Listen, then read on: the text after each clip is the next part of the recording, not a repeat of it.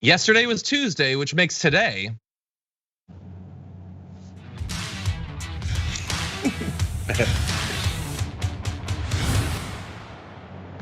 Big News Wednesday with Jayar Jackson. How's it going, Jayar? I was still waiting, bated breath. What's up, you guys? Well, it's here. It's here. We hit hump day, news hump day, and very glad to have you back. I think we got a pretty awesome rundown for today. I think so. Why not? Why not? What an endorsement. I'm gonna put that on the box. Jayar Jackson, why not? Anyway, I do think it's awesome. We're gonna do a lot of different stuff. We're gonna be starting off with what I would classify as nonsense. The right has gotten too cringy. I can't take it any longer, so I'm going to try to save them from themselves in a little bit. And then we've got two awesome blocks of paired stories. So two have to do with January 6th. Dude's in prison for it, and he can't take the other insurrectionists anymore. And I just think that's the best story ever. And then Marjorie Greene is talking more, so that's fun.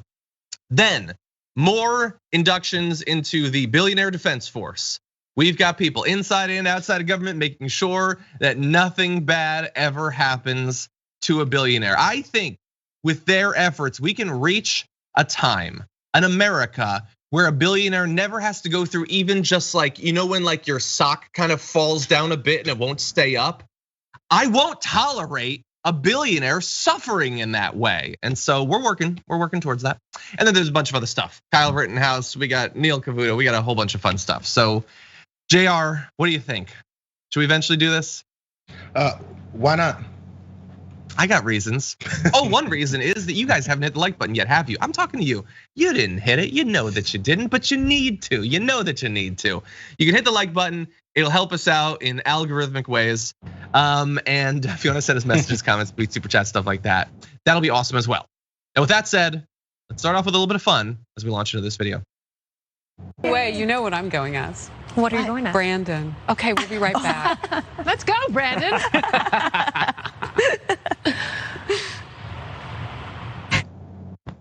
That's hell. Anyway, so what you had there was Harris Faulkner on, I don't know, one of their shows. It's all the same nonsense at this point. Why did they even name them? But she said, I'm going as Brandon. And then the others are like, let's go, Brandon. Yeah, we got him. Now, do you know what that means? Are you watching this and you don't know what it is? Just write your thing. Okay, so here's what they did. They wanted to say F Joe Biden, and you can't say that. I mean, come on, what are we, adults?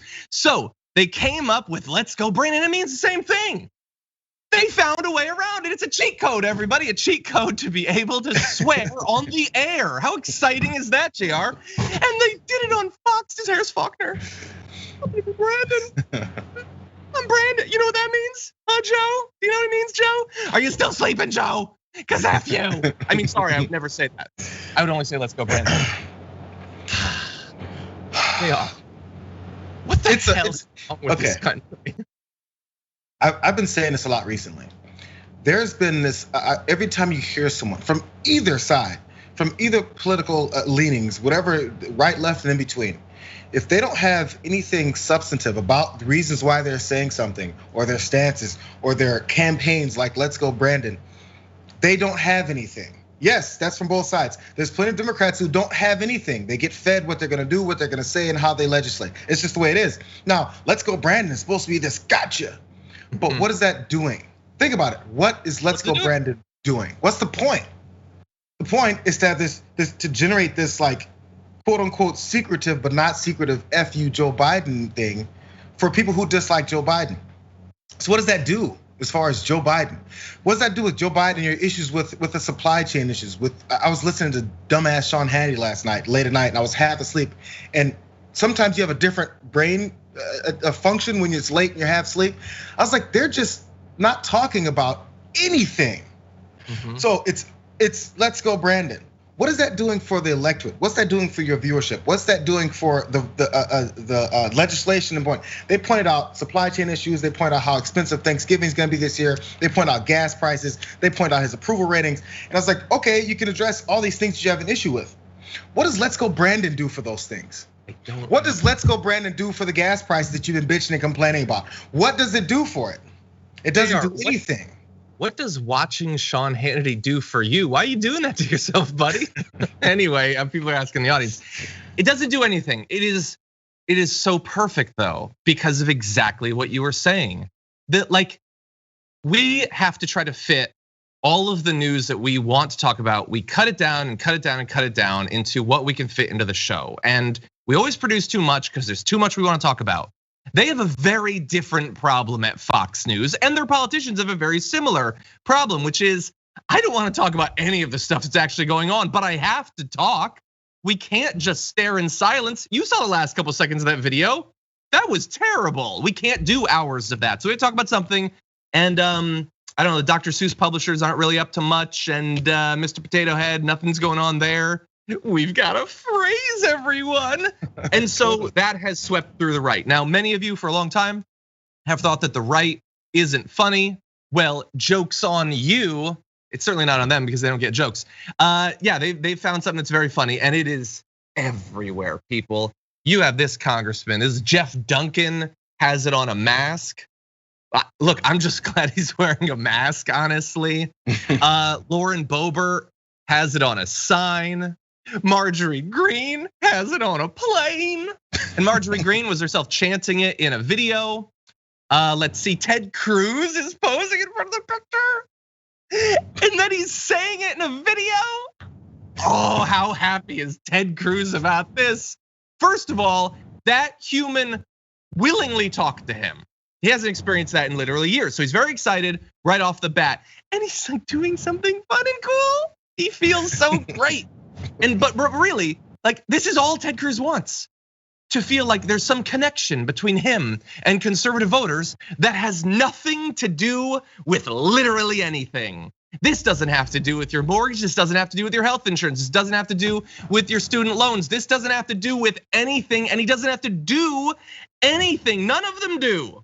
They hold up a sign, they tweet out a thing, they wink at the camera, and nothing improves for their voters, but their voters feel an attachment. Isn't it fun, Jayar? It's the big illustration of what they have with their voters, which is, I was gonna say high school, but it's more middle school. Taunts and chants. It's really all this. Now, by the way, with the Harris Faulkner thing, and they go on a break and they say, you know, I'm going for Halloween as Brandon. Like, if that's the one and only one of only few times that this is brought up or mentioned or is the thing, I actually don't care, because this is the thing. That insult isn't much of an insult. Who cares? Who cares? Like, if you walk up to me and for some reason, Let's Go Brandon has been attributed to FU Jayar, I'm gonna go, okay, and I'm gonna walk away. Horrible things have been said to me. I used to do athletics. I was an athlete. People said horrible things to me. I don't care. I don't care. So this is only to galvanize people's mindsets of anger and hatred for certain people. That's all it is. It's, hey, we're saying F you every time that we say this. And then what? Yep. Nothing. All it is, and then in the very next segment, they'll say, look at Joe Biden and how he's dividing America. That's 100%. 100%. And that is where we will turn, because they did do that with Joe Biden. Did you know at one point he called Republican governors who were like arm in arm with COVID? He called them Neanderthals, and Fox melted down like Raiders of the Lost Ark over that. How could he call them Neanderthals? That's not even a swear. That's not even a swear. That's scientific. That's like as far from a swear as you can get. And they lost it over that. And then Hillary called them deplorables. How could you do that? Even though, again, it's not even a swear. And I want to be very clear. My opposition to this, because I've talked about this in a couple of pre-shows, is that I'm a connoisseur of cringy humor to some extent. I go on the subreddit. I watch British comedies. I've sat through Scott's Tots without fast forwarding it. But even I have a limit, and you've gone too far. You may not understand why this makes you look so childish. That grown ass adults who could just say F Biden are instead doing this. I'm just trying to help you. It doesn't offend me. I want to be very clear about that, except comedically. It doesn't offend, like if you want to say F Joe Biden, say it. You know who's said F Joe Biden? This guy, I'm an adult and I don't like him. So I can swear at him and so can you. I have a 10-step plan that involves putting words together and saying them out of your mouth hole, if that's what you wanna do. But while it doesn't offend me to swear at a politician, I do wanna be clear that there are some people who think that there should be a level of decorum and we should have civil society. Don't go talk to Tucker Carlson in a Bass Pro Shop, that's uncivil. And they didn't like some similar things. Now, we didn't have Let's Go Brandon for Donald Trump, but once he did go to the World Series and they did boo him. You might remember that unless you watched on Fox because they literally edited the boos out of it. But they did talk about it afterward and they did not like it. Tommy Lawrence said, lock him up. How original. It's sad these Trump haters can't even come up with their own jeers. Still, our president didn't seem fazed by the booing whatsoever. It's not surprising these heckling jerks didn't seem to bother our president. Sure, a baseball stadium setting during the World Series is certainly a popular place, but our president fills comparably sized stadiums like that at almost every rally. And he does it with just a podium and an American flag. That's true, he can do that, and Biden didn't do that, but then Biden did beat him in the election, Tommy, so he's got that going for him. But look at that, heckling jerks. They're not gonna stand for heckling jerks, Jayar.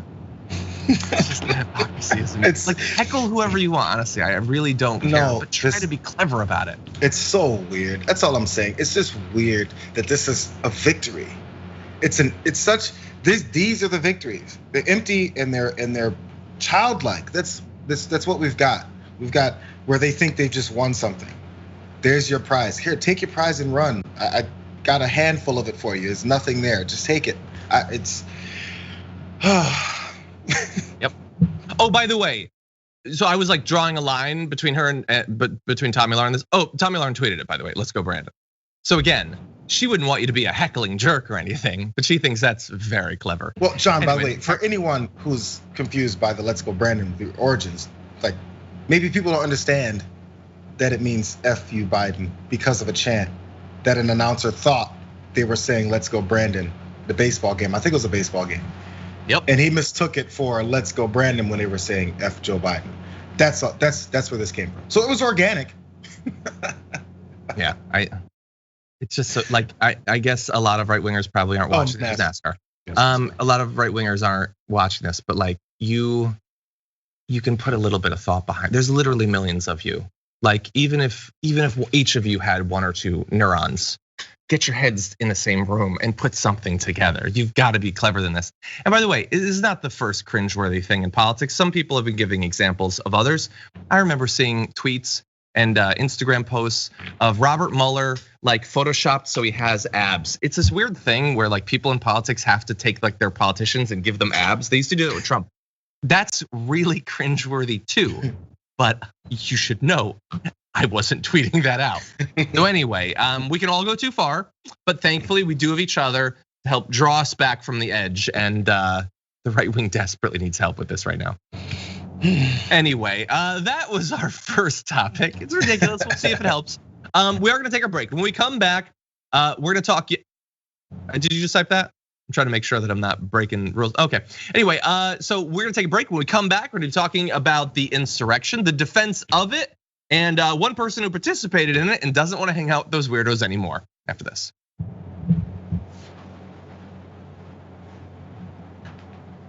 Yep, the Rambo flag with Trump, and Trump's got like pecs and abs, but he doesn't. Like you can look at him and he doesn't have those. It's so weird that you look at, it's like body dysmorphia, but like for other people. Yeah, but what does that? What does that do for you? I don't know. What does that do for you if you supported him and then you make this cartoon image of him with abs? Then what does that do? Does that? I don't think Bernie can do a pull-up. I don't care. I don't know why it would matter. Anyway. Okay, everybody, thank you for being here. Did want to let you know about a few things through the course of the show. One is that if you're watching this right now at youtube.com/theyoungturks, first of all, thank you for that. That's awesome of you to watch our live stream. Appreciate you doing that. Some of you have been doing it for a very long time. 795 of you are doing it right now. Well, not for much longer, because starting on November 1st, the live stream for the Damage Report on the Young Turks will no longer exist.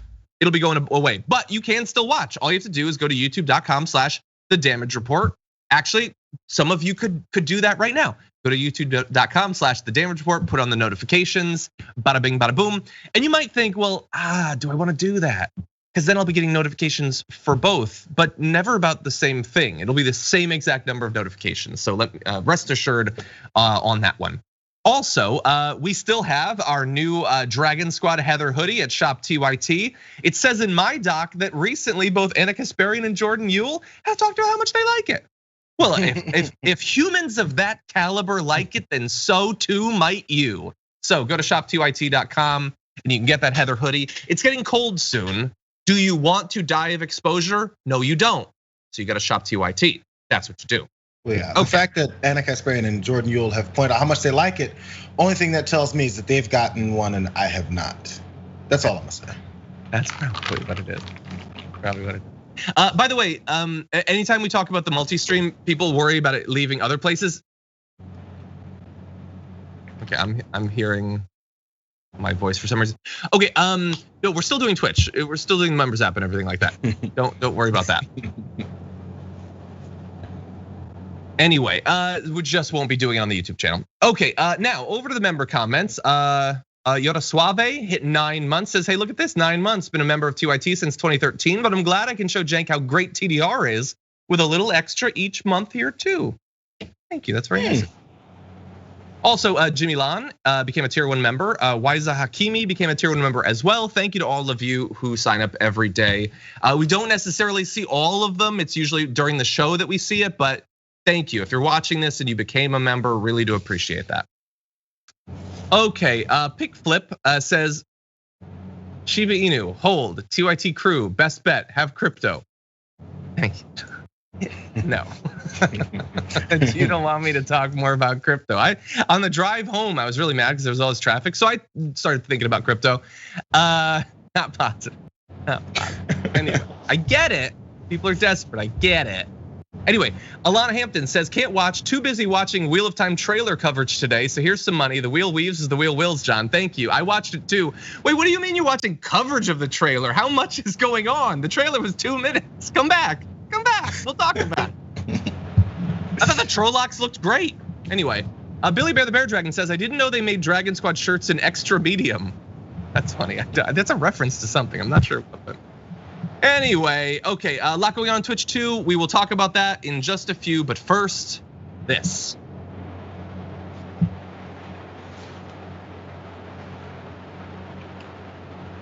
Okay, everybody, we got some more news. Jayar, are you ready for it?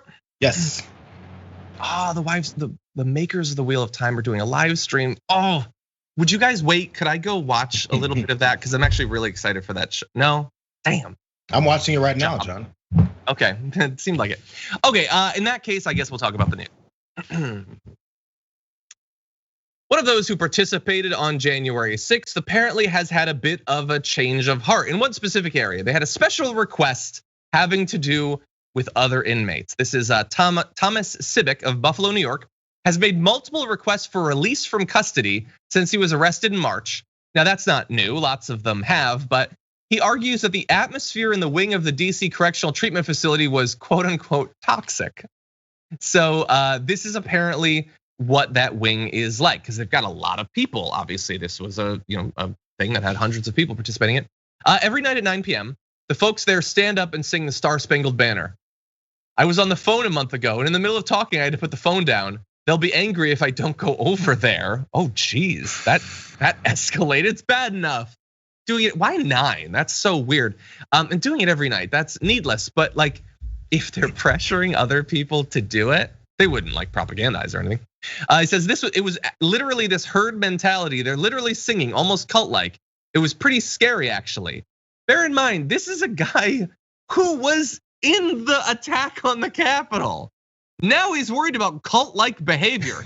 He's swinging the flag of Trump with the abs and the pecs and the delts and all that. But like, I don't want to be in a cult. Come on, now they're singing. Singing is an important part of cults, so I agree with him there, Jayar. But he had a problem with being kept in the same area as those people, and I can understand that. He said it was scary. It's scary now. It's scary to be around people who are this minion-like over Trump. And they'll collect to their prison areas and start singing the Star Spangled Banner with pressure on other people.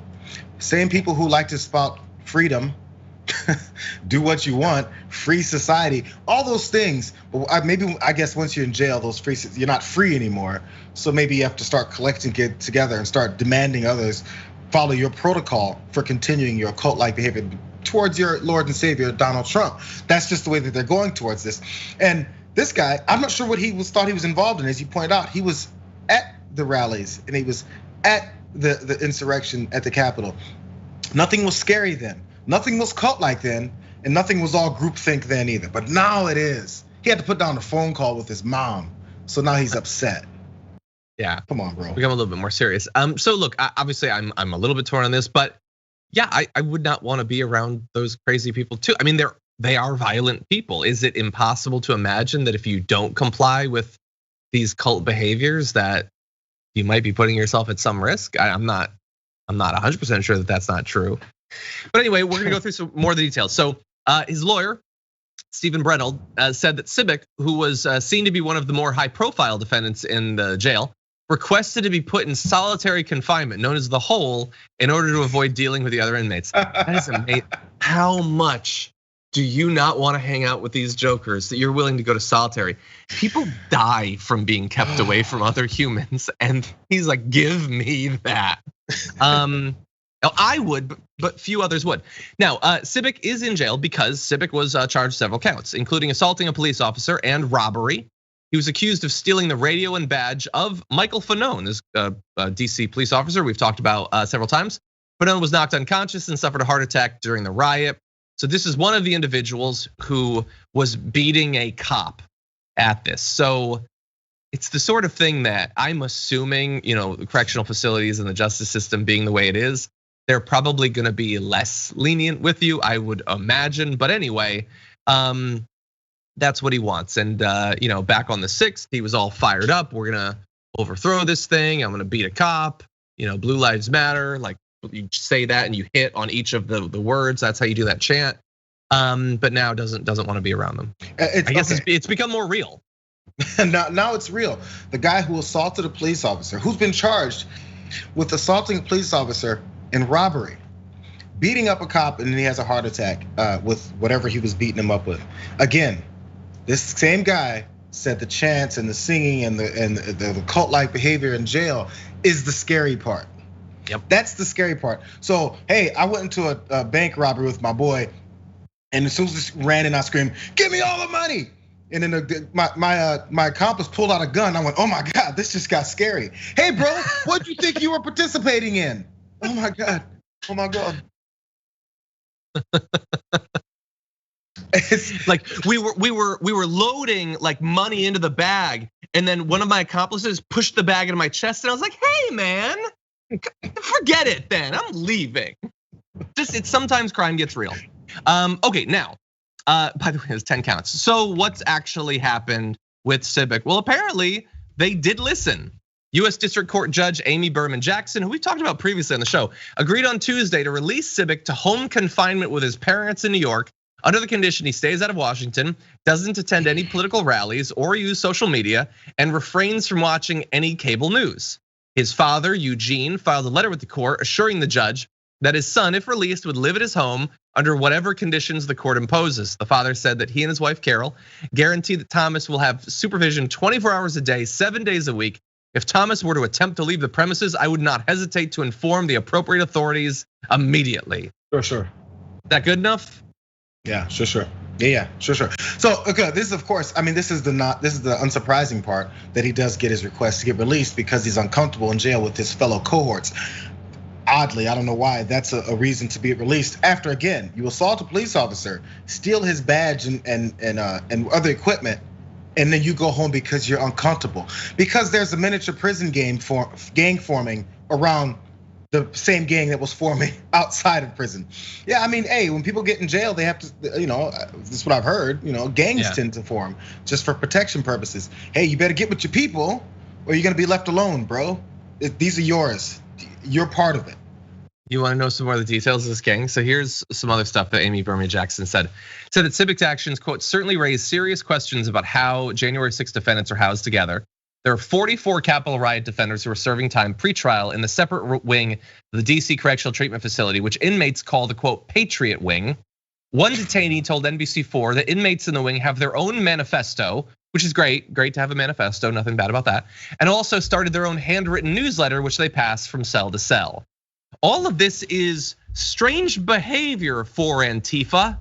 Why are they singing the national anthem, and why do they have this their Patriot Wing? Wow, Antifa's become more patriotic since they've been there. It's so Love weird. the disconnect between the nonsense that is said about these people, and literally they are like, there are dozens and dozens of people in jail. Like, please understand, I'm a patriot. I love Trump. I'm gonna kill a cop. Why do you call me Antifa? It's ridiculous, that disconnect. We cannot get past it. I guess for people who may have been arrested and charged and in prison for, an ounce of marijuana or anything else that, many laws have not changed, they're still sitting in jail. Just tell them that you're part of the Patriots and you're part of the Patriot Wing of the jail. Oh, and you love Donald Trump. Maybe they'll let you out. Just tell them you assaulted a police officer and took his badge and equipment. Then maybe they'll let you out. But tell them you want to go to solitary confinement because you're sick of these a-holes that you got arrested with. And maybe they'll let you out. I don't know. I mean, I'm looking for the formula. It looks like he's got it. Let me ask one final question. I want a super fast answer from you, and if anybody can do a poll on Twitch. He says now he hates Trump. Do you buy it, or is it convenient that now he hates Trump before his trial and all that? He hates Trump until Trump says something else hateful enough that he can agree with. But this is self-preservation. Oh man, I hate Trump, man. I told him I'm on your side. Don't let me out, bro. And he'll be at the very next event, 100%. Yeah, possibly. They've connected their Trumpism with their identity. It's not a political belief or leanings or advocacy. That is their identity. It's like saying, hey, I'm a grown man, but then you can't change that from what you're like. You see yourself as that. He sees himself as a Trump person. Now, I'm sure some of them hate Trump later. They've been awakened from the days that they were in, which I can't judge that for him. But this seems very convenient that now he hates Trump after his prison time. I'm releasing a poll on the YouTube stream right now. I only have control over that one, so we'll see what people think. But with that, why don't we launch into a related topic? Let's jump into this video. To look harder at the lies of Blue Anon, because Blue Anon, the dangerous media, the Democrat media that is so divisive and would do anything to cause someone like me to be killed or someone like you, Steve, to be killed because of the Democrat lies about us and about January 6th. You see, they're the real problem in the country, and I hope that these independent voters, these people that are starting to wake up, I hope they wake up to these lies, because they're telling terrible things about us, things that are not true, and things about other Republicans that are not true, and innocent people that were at the Capitol on January 6th. But the real truth is the communist revolution that the Democrats funded and waged every single day and every single night in American cities all across our country. You see, that was an attack on innocent American people, whereas January 6th was just a riot at the Capitol. And if you think about what our Declaration of Independence says, it says to overthrow tyrants. So there's a clear difference between January 6th and the Marxist communist revolution that Antifa, BLM, Democrat ground troops waged on the American people in 2020. But this selfish, self-righteous Congress that only serves itself refuses to talk about the people. All they want to talk about is the riot on January 6th. And I'm fed up with it, I'm sick of it, and I'm tired of their lies. People say that I don't have any talents, and that's not true. Who else do you know that can talk about an assassination plot against themselves and not change their inflection or tone even a whit? Yeah, that's there was a lot there, Jayar, and we're probably gonna miss a lot of different parts of that. But have you ever? Let's jump into the middle. Have you ever heard a right winger say that something was just a riot? Just a riot. That's all that it was. Why you're acting like this is serious? It's just a riot. All it is a riot, you guys. I mean, until it's the people that you don't like that you'll then label as a riot and looters and anti-police. Again, the parallels are way too. They line up right there. It's like it wrote itself. These folks attacked police officers, broke into a federal building, looted, stole, attacked. All these things that they keep talking about that was happening over the summer, and they're like, oh, when are they gonna do something about it? All we did was riot. Oh, bro, why did you riot? Because they also don't like the word insurrection. They don't like that they were looking to overturn the election. We weren't trying to do that. We were just trying to have our voices heard by breaking windows and claiming we're gonna kill people. That's how you get your voice heard. Yeah, there was like, okay, so I understand that a lot of people probably fell asleep / had a stroke while listening to that. So I will try to catch you up. So she talked about the same event. The event was what happened on the 6th. And she described it in one breathless stream of unconsciousness as people that are innocent. They're innocent, which means it was nothing. Okay, it was just a riot, which seems like then they weren't innocent because they were rioting. By the way, isn't it funny that she also compared it to the social justice protests that were going on last year, which she has previously called riots many times. She can't quite call them riots now because after all, riots are just riots. They're not a serious thing. So she had to call it attacks against innocent people. Okay, so they're innocent, they're riots, and also they're just riots. And also the Declaration of Independence says to take out tyrants. So they're innocent, they're bad, but not that bad. And they're the best of us. They're basically Captain America. So which is it? Which of those things is true? Doesn't matter. Doesn't matter. Okay, so when as that was going and I saw it continued, I stopped and I looked away and I was like, if you didn't know who this woman is, if you didn't know that she is an elected member of Congress, and you just turned on the TV and saw this woman talking for that entire time, you'd go, who let this random woman from Minnesota on TV to talk about whatever the hell it is that she's talking about? There's no point. There's definitely no kind of cohesive thought process as to where this is going. It's just her rambling off and trying to find the right talking points enough times to fill this speech that she has. This is who we're working with, and we have to detach ourselves sometimes and realize what it is that we're dealing with. She has nothing. We can say that, but if you stop and think about it, she's got nothing. She's got no original thought. She's got no other goals except for to progress this violent movement that obviously well, I guess it's working to a degree. But this is what we've got as an elected official, and we accept it. Everybody, people that are against it, we accept it. We're like, yeah, it's just Marjorie Greene. Why? Yeah, look. You're totally right. If you just saw her for the first time and you were to guess who she was, you'd also kind of be right. Moms are great, and moms who use Facebook are great. There's nothing inherently wrong with Facebook moms, but that is very much what she is. Now, I have a male relative who every time I would hang out with him, he would show me these videos that were absolutely insane. So it happens all over the place. But those people are in Congress. Now, look, she's not the first real crazy. I mean, Louis Gohmert is a madman, and he might arguably be working with less brain matter than Marjorie Greene. So they've had crazies, and she's not even the only one. Lauren Boebert, she's done a little bit less conspiratorial stuff on video, but she also tweeted on January 6th, today is 1776. Assuming it goes well. If it's bad, I've got backup plans. So that's the same argument that Marjorie Greene was just making. Blood of tyrants, tree watering, and all that. That's what she's saying. But Greene does stand out in her willingness to talk at length in a monotone voice into a camera. And that is how, from watching her past videos, we know that she's advocated for violence against House Speaker Nancy Pelosi, President Barack Obama, said that an airplane never hit the Pentagon during the September 11th terror attacks, and accused former Secretary of State Hillary Clinton of slicing off a child's face and wearing it as a mask. Now, it is an indictment of a person's whole thing. If you could read a whole paragraph of them being crazy, and there wasn't time to get to the Jewish space lasers. But anyway, I want to make sure that we mention it.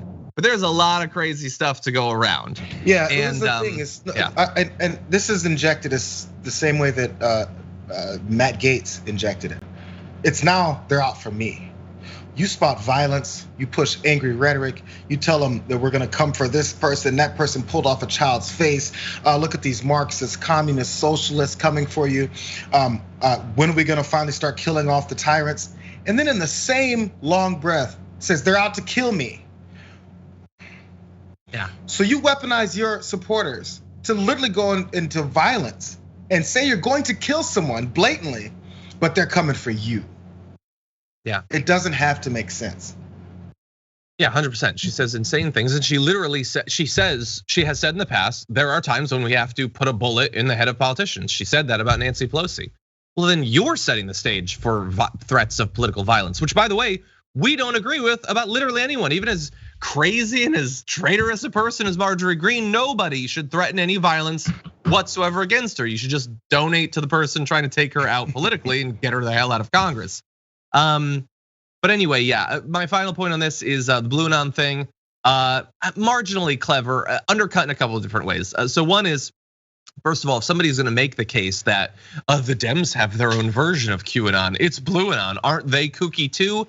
You shouldn't say that if you believe in QAnon, because you're just saying other people as crazy as, wait, me, that's weird. Also, calling it Blue Anon makes it seem as if it's about cops in some way. You're muddying the waters a little bit there. And also you are saying that QAnon is crazy when you are on video saying he seems like he's got the people's will at heart and we're finding out many things about him. Well, I didn't say that, so I can make fun of Democrat conspiracies, but you are on very shaky ground. Anyway, okay, we're going to take our break. When we come back, the billionaires, desperately in need of help. They need a hero, as we did in the 80s, and they found them. We've got more people forming the Billionaire Defense Force after this.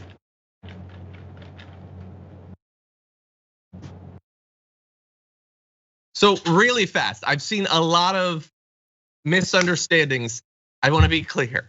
The only place that the stream is changing on is youtube.com/theyoungturks. We will not be streaming TDR on that. It's the same on Twitch. It's the same on the members app. It's the same at youtube.com/thedamagereport. It's the same everywhere except that one place. And you still have access to our show. You just have to go to youtube.com/thedamagereport. That's it. Hope that clarifies things.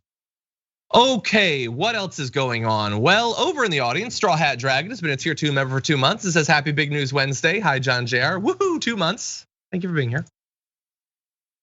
Siberio Kavonik has upgraded their membership to tier 2. Thank you for being here. Oh, I want to give you an early update or an early preview of, we do a top 10 list every Monday, Francesca and I. She requested, she wants to do a Squid Game focused top 10 list. So we're gonna do our 10 favorite things about Squid Game next Monday. That'll be available to our tier 2 and tier 3 members. You've been watching, John? I mean, I finished watching it weeks ago, but I think really? she recently watched it, so she wants to talk about it. I see. Okay. Will you still be streaming on Jayar's Only Candies? Again, the only place where it's changing is youtube.com/theyoungturks. All of our erotic streaming is exactly the same. None of that has changed. It is as ill-conceived and available today as it was whenever. I have a new candy. Keep talking, I'll be right back. Okay. Let's see. The Sing on the Left says John stopped performing, so they booted him off the mainstream. John, have you looked into any of the new Magic the Gathering sets? Mana Red for life. I love that he like slams me and then starts talking to me about cards. I haven't. I've seen a little bit of the new ones. I haven't been playing recently though. I haven't had a lot of time for gaming, and the little time that I have, I've been doing some Destiny too. Okay, Paris says he was alt-right, then all is all right. Talking about the guy being locked up and now being released, that's true. Okay, Bernie the Kiwi Dragon says infinite simians at infinite typewriters with infinite time will give you the works of Shakespeare. Republicans won't even give you a better slogan than one involving some dude called Brandon. That is true, that is true. Okay, the targeted scapegoat over on Twitch has reached 9 months, says Jeffrey Money Well Spent. Thank you. H Mata hit 13 months, says hello from Phoenix. Hello to Phoenix, thank you for being here. In Your Dreams hit 3 months. Thank you. Kafe Muffin hits 7, says, first time in a long time I've caught the show live. Good morning, Dragon Squad. And then put a little photo of your dog, Jayar. So that's very rocket action. Dog is not in the house currently, as I saw people asking to see him. So apologies. Yeah. Okay. My wife's dog just got groomed. That happens a couple times a year. And sometimes when they groom her, they make her look like a terrier. Sometimes when they groom her, they make her look like a poodle. We rolled the dice this time and it didn't come up John. Not as cute. Not as cute. Like her ear hair is really long and she's got bangs. Like shave that down, make her look like a cool little terrier. Damn. Anyway, Rubird hit 3 months as another month of truth. Thank you. A Green hit 2 months. Thank you. Jayar, were you gonna show us your candy? If you guys would like, I mean, I had a discussion with my kid yesterday about candy corn, and I hate things 30 disgusting. seconds. He likes it. So we've got Nerds candy corn. Well, that exists? That's too weird. I don't want tart. No tarts for me. But the downside is it sucks. That is a pretty bad downside. Whereas regular candy corn, not bad. It tastes like chemical cleaners. Let's keep it real. It does. Over on hashtag TDR Live on Twitter, Melissa Sherman said, I've never seen John Iadarola do anything funnier than his reactions to Let's Go Brandon. Thank you. Thank you. It's crazy that it was funny considering I was swearing the whole time. Anyway, after this, we got more.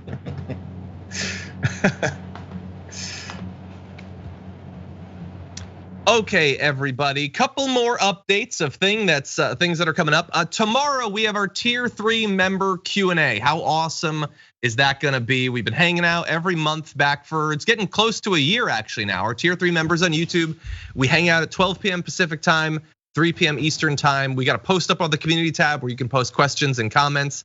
I know some of you do every time and I love you for it. Thank you so much for that. If you want to upgrade your membership or become a tier 3 member, you can hang out and we'll talk about whatever you want. Maybe we'll talk about the new Wheel of Time trailer. Maybe we'll talk about Dune. Maybe I still won't have seen it. But anyway, we'll have that going. Maybe I'll watch it tonight actually in advance of it. Okay, and also want to let you know that if you're interested in possibly doing a little bit of work here at TYT, we have new positions open, new video content creator roles at Rebel HQ available for people who want to write, host, produce, and edit short form editorial videos talking about breaking news, politics, and that sort of thing. If you're interested, you can go to tyt.com/careers to find out more. You'd basically be doing the same sort of work as awesome people like Adrian Lawrence, David Schuster, and Richard Ojeda as well. So how awesome is that? You can be a part of it. Also, Indisputable will be coming up after our program. Dina Dahl is gonna be hosting. Jason Reed will be on for a debate. You have got Rashad Ritchie. Obviously, it's gonna be a lot of fun. That's coming up right after our program at youtube.com/indisputable_TYT. Now, with that, Jayar, you ready to talk about some nonsense? I think we've proven that I am. That's true. I mean, this is less nonsense than the Brandon thing. Oh, sorry. Oh God, are we doing the live linear? I said Brandon, is that okay? Are we gonna get taken off the air? I was so edgy, John, stop being edgy. It's baked into my DNA. Anyway, we're never gonna achieve mainstream success if I keep dropping B-bombs like that. Okay, so let's talk about some news. The most exciting domestic political news this week is the possibility of a new tax. As part of the reconciliation infrastructure bill, Democrats are considering a new innovative tax on billionaires. So why are they going in this direction now? Well, they had to because over the weekend, Kyrsten Sinema signaled that she would not allow literally any other tax on corporations, capital gains, personal income taxes, basically get your hands off the millionaires. So the Democrats said, hey, what about billionaires? And hey, what do you know? Kyrsten Sinema indicated she might actually be down for it. We've got headlines on sites like I believe this is Politico. Sinema steers Dems into uncharted territory on taxes. Until recently, Sinema didn't appear to have much interest in the tax issues, except for stopping them. So that's weird. I would not have expected that she would be in favor of that. What could possibly explain that? We'll have the answer for you in just a second. But I want you to know that this tax is considered significant in terms of how much money it could raise for the federal government. Previous estimates put potential revenue at about $150 billion over 10 years, although Senator Angus King said it could raise $300 billion to $400 billion. And it is innovative and it is a little bit complicated. And if you want to find out the specifics of exactly how it would work, there are some good explainers, including this one on Fast Company, unrealized capital gains tax. This is the plan Elon Musk and other billionaires don't like. So if you want, you can go to one of those explainers and they will break down all the details. But I'm gonna do you a public service. Don't waste your time because it ain't happening. You wanna know why cinema's okay with it all of a sudden? Because Manchin's coming in to bat for her. Manchin indicated today, no, we're not doing that either. I don't like it. I don't like the connotation that we're targeting different people as people that basically, they contributed to society and create a lot of jobs and a lot of money and give a lot to philanthropic pursuits. But it's time that we all pull together and grow together. You might be sick of things trickling down onto you, but what about expanding together? We can do that, Jayar, but not with the billionaire tax. What does that mean? So that last means part, no tax. It's time that we all pull together and grow together. Now, if you already have an uneven taxing system where the people that you want to pull together with aren't paying their share of taxes, and the people that are pulling for everything else in the country are paying their fair share and then not getting anything for it, we all come together and do what?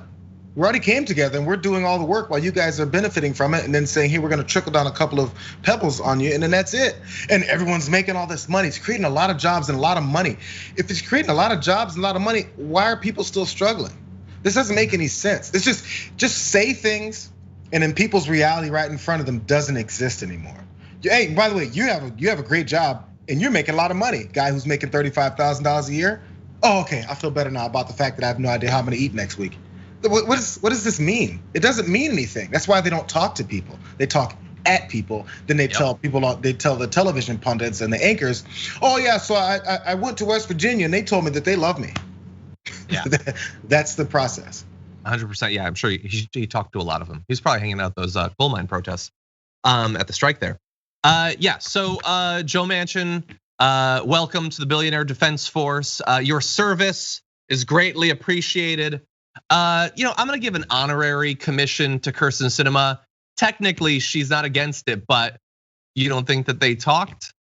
If Manchin had been for it, you don't think that she would have stepped in to stop it? I don't know for sure. This is just speculation, but I know that they're not gonna allow any taxes on literally anything. And while doing that, they're also gonna spit in your mouth a little bit. Take a look at this. I don't like the connotation that we're targeting different people as people that basically they contributed to society. They contributed to society. Yep. He's worried about taxes on billionaires. He's also worried about creating an entitlement culture. And it's weird then that he appears to think that they're entitled to protections. They're entitled to not be taxed because they contributed something. They created jobs. They gave a lot of money to philanthropic pursuits. Apparently it didn't hurt them that bad though, because their personal wealth has exploded over the past couple of years. They're doing just fine with all this philanthropic activity they're doing, but not you. You are all lazy. You are all doing fine with, as Jayar pointed out, your $35,000 that you're making per year.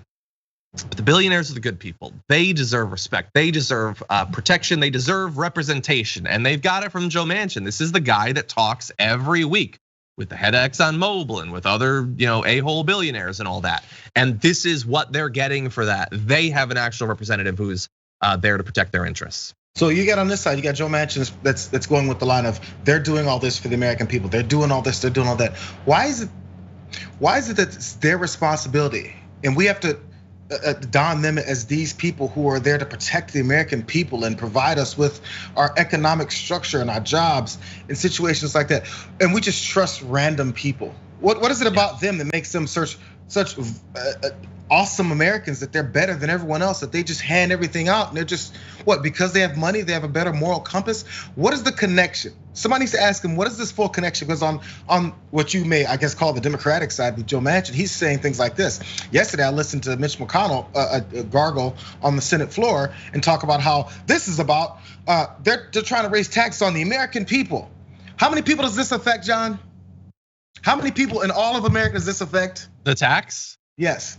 It would not affect a whole bunch of them. 700 people. But Mitch McConnell went on the Senate floor yesterday and said, hey, they're trying to raise taxes on hardworking Americans. The money that you put into this system, they're gonna try and raise the taxes on you.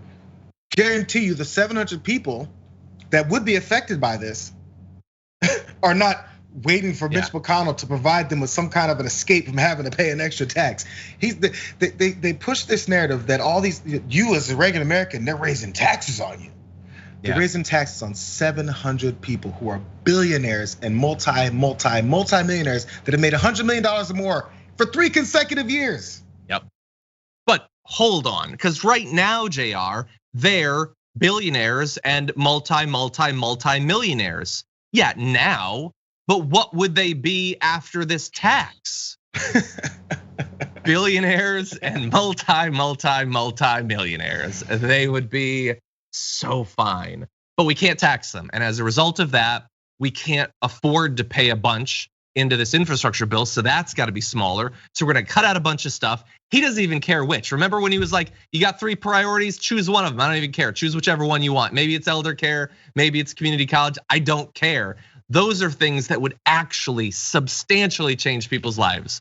But for these billionaires, it is just a number that their accountant looks at every once in a while. It has no effect on their lives, but we can't actually change it. Now, with these additional members of the Billionaire Defense Force, we did ask you yesterday which of the current billionaire boys that we were talking about you found their commentary to be most reprehensible. And so at tyt.com/polls, we put it up. We've now got the results. So you had Mitch McConnell, you had Mitt Romney. Mitch McConnell was like, this is a harebrained scheme, and Mitt Romney was like, they're great people, bro. People did not like Mitch McConnell. 80.28% of you voted for Mitch McConnell. Just shy of 20% for Mitt Romney. So Mitch McConnell, you are the worst. Congratulations, sir. Want to just throw in as a last second comment. Manchin's bad on this, and Sinema's almost certainly bad on this. But I also want you to remember that the others are not great. I don't know exactly where they stand, but Senator Mark Warner said these are complicated ideas, and the devil's in the details. No, the devil's in the Senate, buddy. That's where he's hanging out these days. John Tester said, oh, of course, I think that, I got to look at it. Yeah, you look hard. You look really hard at that billionaire tax and figure out where you stand on it. Anyway, Jerry, you want another billionaire boy? Oh, I'm ready. I got a billionaire boy to beat all other billionaire boys here. Let's talk about it. Elon Musk piped up yesterday to say that this talk about a billionaire tax, no, you don't want it. I mean, it's not that I don't want it, it's that you don't want it. Because Elon Musk, like all billionaires, is principally concerned with how the poors are doing financially. So there was this tweet from a guy named Rick McCracken. That can't be real. But anyway, he had a sort of form letter template for billionaires to contact their representatives. This is a very necessary social service. We need to make things easier for the billionaires. They couldn't give it to their staff to type up a template. But anyway, Elon Musk responded to it saying exactly, eventually they run out of other people's money and then they come for you. This is exactly the same thing as when Donald Trump used to tweet those memes of, they're not coming after me, they're coming after you. And I'm in the way, and I trust it exactly as much as that. Elon Musk isn't worried about being taxed.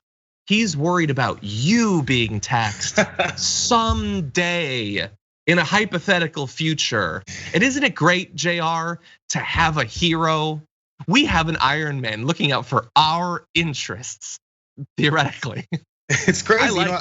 I appreciate Elon Musk for looking out for the billions of dollars that I'm gonna make eventually after I work this minimum wage job for the rest of my life. Because I'm gonna get there, right? Oh, I'm sorry, but until the politicians fight back against me making more than a dime more than the minimum wage, I'll get there though, because I'm gritty, I'm a hard worker, I'm gonna make it because Elon Musk is protecting me once I do make it. Until then, he's suppressing me, he's supporting politicians that are definitely trying to ruin everything about my life. But it's okay. Hey, if I get cancer, it doesn't matter. I'm just gonna keep working hard because Elon Musk is looking off me until I'm a billionaire. This is the process. You're supposed to write a letter to your elected official to protect Elon Musk, who is looking to destroy you.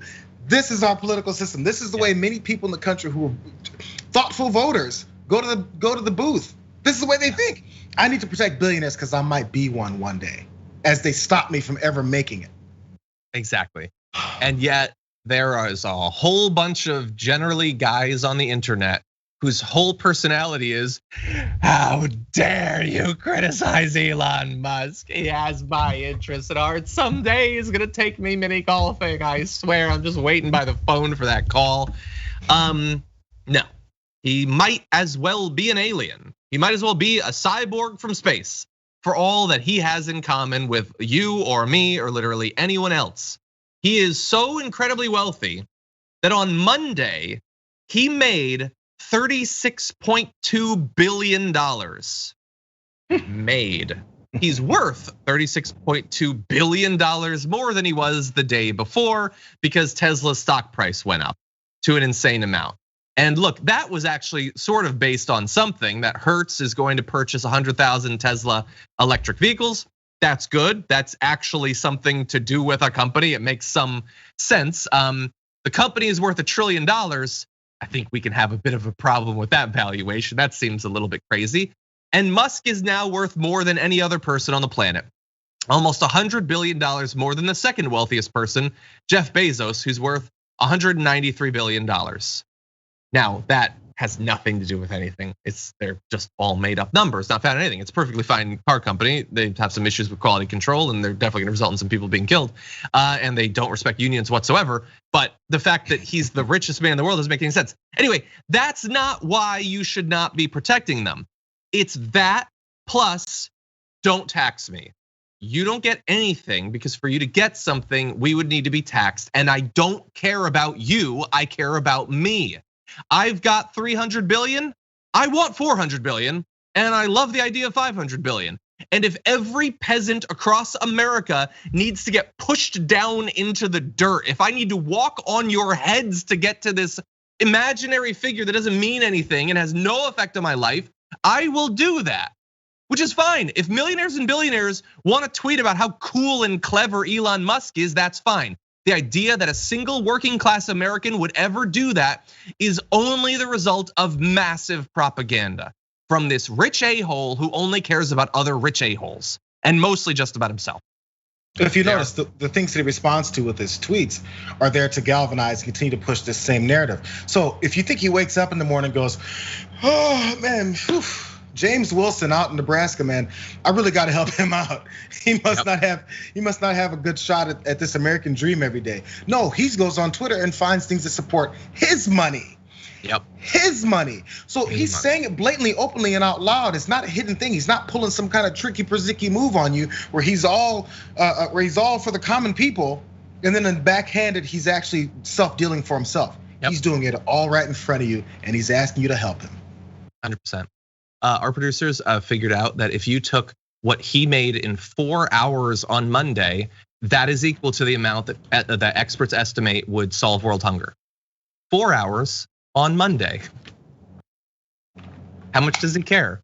And will he be broke after that? Will he be broke then? No, he would make more money while he was donating it. Anyway, that's all the time that we have for our first hour.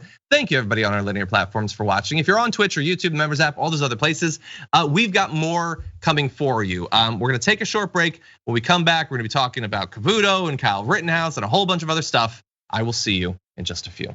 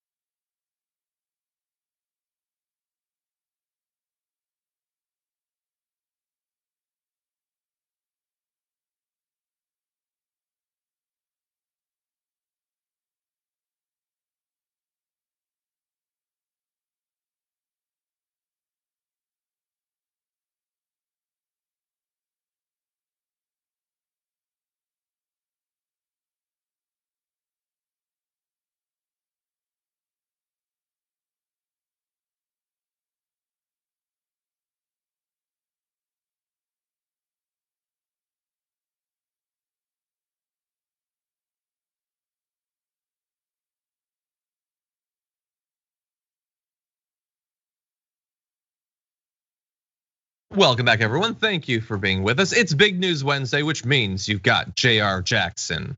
Jayar Jackson, are you having a wasabi and soy sauce sort of day? He showed off these almonds he's got. That seems like an interesting combination of flavors. Where is it? Where is it? There it is. They are not a sponsor, just to be clear. Although Blue Diamond does support Blue and On. Not a lot of people know that. I forget you're not supposed to be advertising. I don't mean to advertise. I'm just saying this stuff is good. And you should buy one at your local grocery store or wherever almonds are sold. Not advertising. Okay, so let's see what's been going on while we were in our little break. Want to remind you that we are available as a podcast. You ever have to take a long drive? You want to listen to us as you do cardio at the gym? I used to listen to TYT initially as a podcast, and TDR is available as one. Pretty much everywhere you get podcasts. And if you wouldn't mind rating and reviewing us, that would be great so that more people discover the podcast. Did want to let you know about the results of our poll on YouTube. So we'd asked you about the guy who no longer wanted to be in the same cell block as the January 6th crazies. Do you buy that he now hates Trump? 13% of you buy it. 87% said no, with nearly 1,100 votes there. So not buying it, but we'll see how that affects his legal case going forward. Anyway, some comments. Jimbo Dragon says, I think it'd be dope to play Destiny with John. I don't get to play much these days, so I'd probably slow you down though. I'm not that great, so I doubt you would, but thank you. I wish I could play more. I get to play like 2 hours a week or so. Tashina King says, hi, John and Jayar. I'm a huge fan of the show. Thank you. Check out Destination Charity on Indiegogo, where your charity wishes meet your travel dreams. That's awesome. What a nice little plug for charity. Thank you. Rose Column says, I think MTG is just a Karen who found a voice in government. I mean, with the way she was following around the gun activist in DC, that's just a Karen video. That's all that is. Same as any other Karen video in the world. In this particular case, though, I wish a Karen really wouldn't, like for a bit. Just stop for a bit, please, Marjorie. Anyway, Late Bloomer says, I have a whack job Q crazy family member, and I can say for sure Marjorie Greene makes him look normal. That's terrible. Jeez. Oh no, we mentioned only candies, and that summoned Lena Peak, who says in a super chat, this Jayar's Candies OnlyFans has really taken on a mind of its own. I think I deserve some royalties every time it's mentioned on TDR. Lena, you'd be shocked how little money it brings in. No offense to Jayar. Lena. T-shirts, Lena. Once we get those royalties going your way. Oh my God! It would if someone made a Jayar's Only Candies shirt and said we can put this on Shop TYT. Thumbs up, thumbs down. What do you think? Yeah, it's like me with a bag of candy, and then me going. No.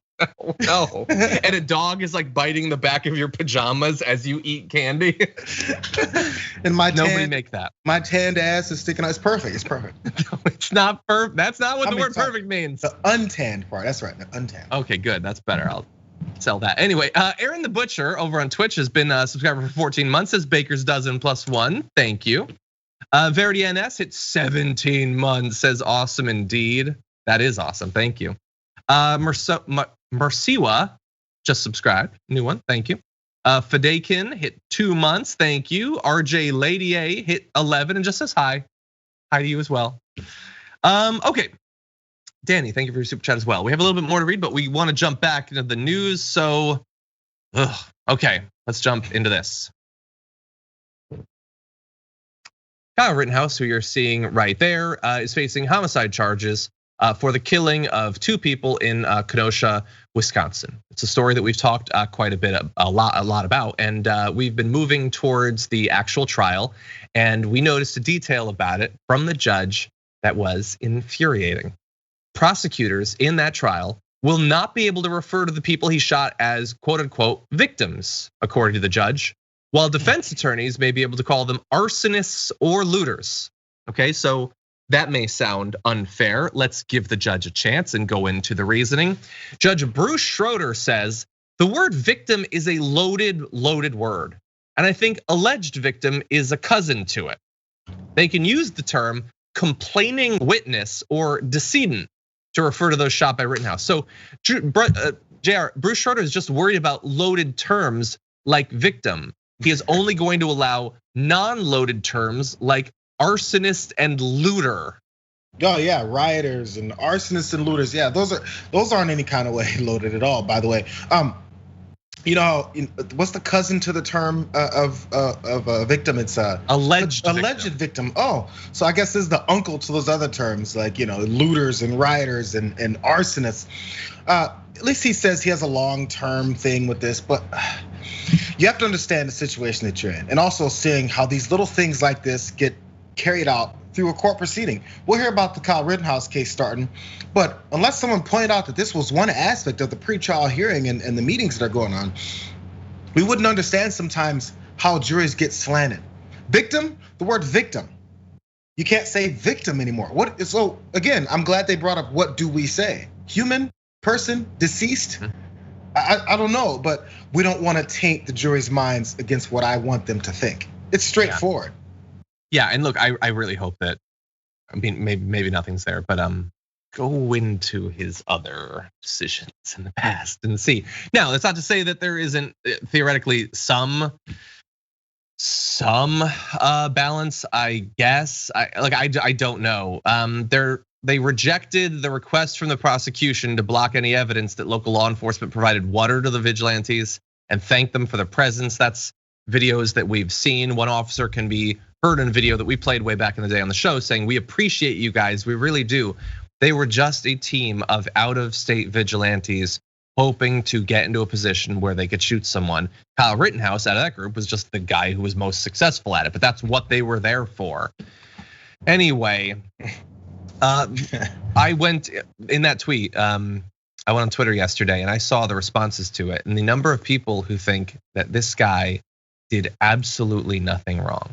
There is no decision that he could have nor should have made differently.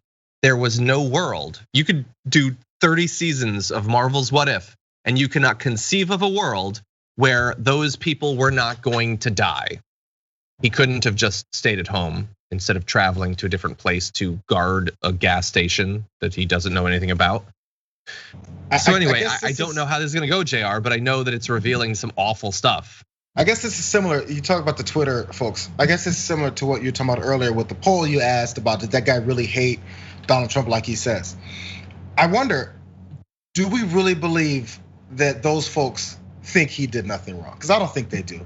I think they know he did something wrong, but they're okay that he did something wrong. Sure. And you can't continue to carry your moral lies to yourself about your belief system if you admit that the guy that you're praising as the savior was wrong, because then therefore your support of him is wrong. Again, we've attached our identities to these political stances and this hatred for certain folks. So if someone's not come out and carries out the murders that you wish you would have carried out in your fantasy lands at home, maybe you got scared, maybe you realized that you'd be arrested for it, maybe you don't have the guts to watch someone die in front of you that you shoot a several rounds into. Whatever the reason is that you didn't carry it out, but you enjoy that he did, is why you're supporting him. It has nothing to do with whether or not he was right or wrong. You just like that he did it. Yeah, and just easy hypothetical. Okay, so someone goes to Portland, they're like a big commie Antifa person, and some Proud Boys are running around, and the Proud Boys try to punch the commie Antifa guy, and he whips out an AR-15 and shoots two of them. Does anyone think that the right wing would be like, oh yeah, no, he's a patriot? You can totally do that. You can travel across state lines and you can put yourself in a position where you're being attacked, and then yeah, that it's it's basically you can do whatever you want at that point. Nobody thinks that. You should have the same standard. Murder is not necessary. Like, you literally do not have to do it. The fact that the cops are on his side, the fact that the judge seems like it's on his side, that millions and millions of Americans are on his side, that is scary. Like, this is a tragedy. In a wider sense, though, this is showing us that political violence, it's all contingent. It really just matters who the shooter is, and they're perfectly fine with quite a bit of it. And by the way, a lot of these folks like to talk about how we need crime deterrence. I've mentioned this so many times. Crime deterrence when it comes to someone that they don't like, or the crime that they committed they don't like, it's a street crime or whatever. We need to do some serious harsh consequences and penalties so there's no more followers to this and trying to carry out the same crime. What do you think a Kyle Rittenhouse stand is thinking right now as he sees these developments? As he sees potentially him get a slap on the wrist or whatever it is that they're trying to set up for him to get. Is that a crime deterrent? Or is that pushing him to think, hey, I didn't think he'd get away with this, but it looks like everyone's on his side. The entire justice system is on his side. We can escalate our violence and our murders tendencies and we'll get away with it. It's why the guys almost cussed. It's why the guys in jail are so mad that Donald Trump hasn't given that blanket pardon yet, because they were promised they'd have immunity for being his foot soldiers. You think other folks don't think that? Come on, man. Yep, 100%. Okay, we're gonna move on to very different news. Let's jump into this update. This week we showed you Neil Cavuto on Fox, who recently had a bout with COVID, is himself immunocompromised, and has come back from that, actually encouraging people to get vaccinated. That is not generally how right-wingers do this. Usually they come back even more opposed to literally doing anything to stop people from getting sick. But not Neil Cavuto. He said, let's put aside the politics. Let's just do what's right to protect ourselves, our friends, our family, and strangers. And viewers of Fox have written in, can you guess what they thought of Neil Cavuto's commentary? Well, in this case, Neil Cavuto is actually going to see and respond to some of these viewer comments. Let's go to this. We've got TJ who also emails. It's clear you've lost some weight with all this stuff. Good for you. But I'm not happy with less of you. I want none of you. I want you gone, dead, kaput, finite, get it? Now take your 2-bit advice, deep six it, and you. That's rather harsh, Neil. Whoa. So. But wow. I figured I'd relay that to you. For the Sopranos prequel? Jeez. Yeah, it does sound kind of like that. Okay, now we got Vince. Vince tweets, hey guys, I bought a new car after being told it was the best. Then it blew up after I left the car lot. So now I'm begging everyone to please buy the same car. Sorry, I was just pretending to be Neil Cavuto, which I think is being a little sarcastic there in that last tweet. You think? A little bit. Okay. So technically, to complete the metaphor, across America, cars are spontaneously exploding. If you go to this certain car lot, they have a significantly reduced chance of exploding. And he's asking you to buy that one, and you're saying, no, I want the one that's more likely to blow up. So that's the sort of person you are, metaphorically speaking. So that was fun. I like mean tweets. I didn't expect them, I'm gonna murder you tweets, but that's the way that they decided to go with it, Jayar. So as you can see, I don't know if this is one of those times I wonder what the planning meeting was for this segment that they ran on mean tweets, because mean tweets isn't a new thing. Read off, it's fun, it's funny, it happens on late night shows and stuff. But these were serious. It's that weird. was actually pretty mean. Like Matt Gaetz and Marjorie Taylor Greene would say that they're gonna be murdered next week if they got these. Which, by the way, no, they shouldn't get threatening tweets saying, hey, I'm gonna find you at your house and do this or whatever, and I hope your car blows up, whatever the hell it was about. No, but the tone of that entire thing was, can you believe it, Neil? They said they're gonna murder you. That's really weird. Man, I don't want to take that approach if somebody says they're gonna murder me, or I'm gonna broadcast and say, hey, so Tim Williams out in Nashville says he wants to kill me. There you go, Tim. Like, because they don't want to anger their viewers by any means necessary. Say you're gonna kill us, we'll laugh about it. It's just, I mean, look, weird. At least he was willing to tell them they should get vaccinated, which is as far as any Fox person will go. That I think is good. He knew that they would hate it, you know? I mean, did I miss it? Did they not threaten his life? Maybe they did threaten his life, but I'm saying he still did it. He told them to get vaccinated, knowing that this would be the response. Yeah, well, and he's getting it. And by the way, he's good news. He's lost a few pounds, because nothing says health like getting COVID, losing weight because you almost died, and then feeling good about yourself later. It's the weight loss plan. Hey, you know what? I wouldn't be surprised if that starts getting advertised next by pundits. Hey, get COVID, you lose weight. By the way, I'm gonna throw out a fun little hypothetical here. We don't know the people who sent in those tweets. I have no idea what they think about other political things. But if you had to guess, those that say that he should literally die for giving his thoughts about COVID vaccination, where do you think they stand on cancel culture and free speech? Do you think they're worried about it? Do you think they'd rank it as one of the most important issues in America? I think that they probably would. There's a bit of a hypocrisy there. Anyway. John, step away from the cancel culture talk. He'll go for 30 minutes, you guys. He'll go for 30 minutes. Exactly. Yes, I'm gonna try not to. Actually, I'm gonna read just a couple of comments, then we're gonna move into what's gonna have to be, I believe, our last story for the day. But it's a big one. It's a doozy. Ryan Wiki says, do you think it's unethical to mirror trading of the most corrupt reps in our gov, given they use insider trading? maybe on some level. More realistically, it's difficult because they don't have to disclose their trades instantly. So you'd be lagged 1 month, assuming they play by the rules. And if you watch my videos with Dave Leventhal, you know that they don't. You'd be lagged 2 to 3 months. I don't think that there would even be any advantage to following that. Maybe long term. Okay, Becca Gould says, the Loki dragon. I am so sick of these man baby insurrectionists getting preferential treatment. Sedition much? They certainly do have some privilege. Daedalus says, hold on, Dragon Daddy is on Destiny 2. Hit me up if you want to run some Grandmaster NF sometime. Nightfall Strikes. I haven't done that level yet, but this perhaps sucks, someday. John. You got all these folks ready to play Nightshade Dragon. I don't know what the game is, but no one's out there ready to play NBA 2K22. I'm out there every day with the creative player, bro. I will dunk on someone. Straight up. Probably somebody. We'll get there. Okay, Brian Finesi says, we can't means test taxes, but we can means test anything that might still benefit those that happen to make a little more. Yeah, well, and as we said, it ain't gonna happen anyway, so yeah. Magdalene Moondragon says, cue up Best in Show's quote, God loves a terrier. I think that's a reference to my dog getting groomed. Andrew Ullman says, Billionaire Defense Force Spuds sounds like the title of a It's So Bad It's Good anime. We should make Billionaire Defense Force t-shirts and sell them to Elon Musk stands on Twitter. Anyway, and just have like Bezos and I don't know, you'd have Musk and who's another billionaire that they weirdly like? I don't know, we'll find somebody. Sometimes it's Bill Gates, sometimes it's not. Sometimes. Nah, the right wingers believe that he gave them 5G squids in their veins. So I don't think that's gonna work. Anyway, with that, let's literally look it up. They're worried about. It's crazy. No, it's insane. They think there are 5G squids in your veins. Anyway. Okay, everyone, this is difficult content that we're gonna be talking about, so just understand that. But let's, with that, let's jump into it.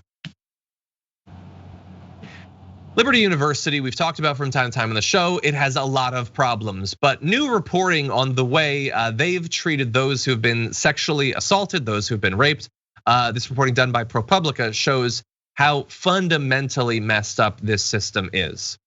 So they've done interviews at ProPublica with more than 50 former students and staffers of Liberty University, as well as looked at records from more than a dozen individual cases, showing how an ethos of sexual purity has led to school officials discouraging, dismissing, and even blaming female students who've tried to come forward with claims of sexual assault. So those are, big claims. They bear out, as you're gonna see. So there's something called the Liberty Way. This philosophy of the school, I guess, covers nearly all aspects of a student's life and includes bans on drinking and quote, being in any state of undress with a member of the opposite sex. What the hell does that mean? Any state of undress? If I take off my hat, I'm slightly more undressed than I was. But I want to be very clear that this code of conduct that very specifically stops you from doing certain things, they call the Liberty Way. Weird and ironic. Unfortunately, that's where it stops being fun. So many people do not abide by this. This is a university. And so I hope that you know that in America and universities, there is a huge epidemic of sexual assaults, and Liberty University is not immune to that either. But it is a school where sexual relations outside of a quote, biblically ordained marriage between a natural born man and a natural born woman are not permissible. They do allow mental thoughts and temptations. They don't regulate that. If they could, don't you think that they would, but they don't. You can do romantic displays of affection like hand holding, kissing, and dating. I've never considered dating a display of affection, but anyway. And all of that stuff. Here is the thing. If you break that code and engage in any quote, inappropriate personal contact, you can be punished by a $300 fine, 30 hours of community service, and possibly being thrown out of the university. So here's the issue. There are consensual violations of the Liberty Way, and then there are non-consensual violations of the Liberty Way. You might think that perhaps they would distinguish between those two things, but they're not interested in that. 3 students recall being made to sign forms acknowledging possible violations of the Liberty Way after they sought to file complaints about sexual assaults. Others say they were even warned against reporting what had happened to them. Students say that even Liberty University police officers discouraged victims from pursuing charges after reporting assaults. So these students were assaulted and they're being told that they violated the code of conduct. And it goes even more in depth in this case. You have students who confided in school staff, and then eventually those school staff, although they're legally required to report the assaults, chose not to do so. Let's see, when students filed complaints themselves, they were often not given legally required notice that they had the option of going to the police, because again, the school staff didn't want them to go to the police.